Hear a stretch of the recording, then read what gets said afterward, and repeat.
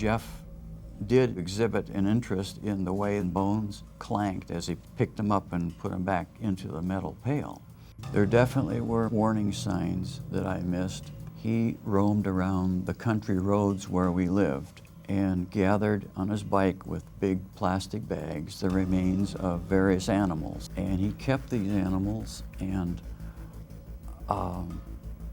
felt them, explored them, their insides. He was extremely secretive and devious. Now, what you just got a glimpse of is all coming up, but first, I want to welcome two men who say they were victims of Jeffrey Dahmer. The difference is they survived. Preston Davis and Billy Capshaw. Gentlemen, it's so good to meet you, and I mean that at two levels. It's good to meet you, and it's good that you're still here and alive and able to be met, because you now know a lot more about this individual you were dealing with and realize you could easily have been numbers 18 and 19. That's hard to think about. Yes, sir. It's real hard to think about, and it almost happened. You know, I went to the military when I was 17 years old and left home from a place in Arkansas, a little small town. And moving forward, I got to Germany, and there was a jolly guy who introduces me to my next roommate, and it was Jeff Dahmer.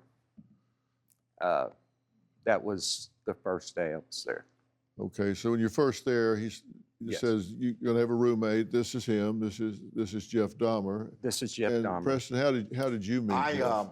I actually met Jeff. I was in Germany from 1977 to 1980. I had about 8 months left in country, and my sergeant asked me to train the new gentleman, which was Jeffrey Dahmer, and that was July of '79. He told me that he would promote me to sergeant, and so we were out on a field exercise in Belgium, and I was to train him to be a medic. And the last few days of our exercise, our vehicle broke down, and during that time, I was drugged and raped by Jeffrey. At that time, I had no recollection of it. The following month, we were at a Thanksgiving dinner, and I had actually got into an altercation with Jeff, put him out into a blizzard. He came back with blood on his hands, didn't know where he'd been, what he'd done. Now, the only way I found that out was I was on the serial killer website, and I found out I was in a book called The Shrine of Jeffrey Dahmer, which was written by Brian Masters, and it mentioned me by name. It described the incident, and that kind of blew me away. At that point, I still really hadn't put it all together. And then when I left, this gentleman here replaced me. And I was contacted in 2012 to do a film on men rape in the military called Justice Denied. And so that's when I met Billy, and we went to Albuquerque, and we were in that film.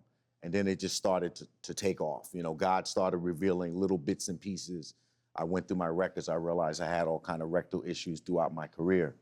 And that's basically how we met. And we've been doing this ever since. What was your first impression of Jeffrey was a very obnoxious individual. He was very different.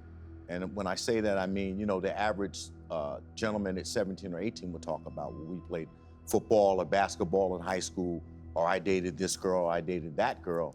That was never discussed. He was just a very aloof type individual, smart, but just different. And, you know, once he drank, his whole personality would change. He was very racist. He talked about blacks, Jews, you know, how he was better than. And I remember precisely, you know, what he drank. He was a beef eater's gin drinker. And there was an incident where he urinated in my boots, and I beat him up because I boxed prior to going into the military, and they moved him out of my room. I didn't remember that. I thought I was fighting him because he called me out of my name. But one of the soldiers that I was stationed with recently told me that's what that altercation was about. Do you have a story or a question for me? Click the link in the description and tell me what in the world is going on.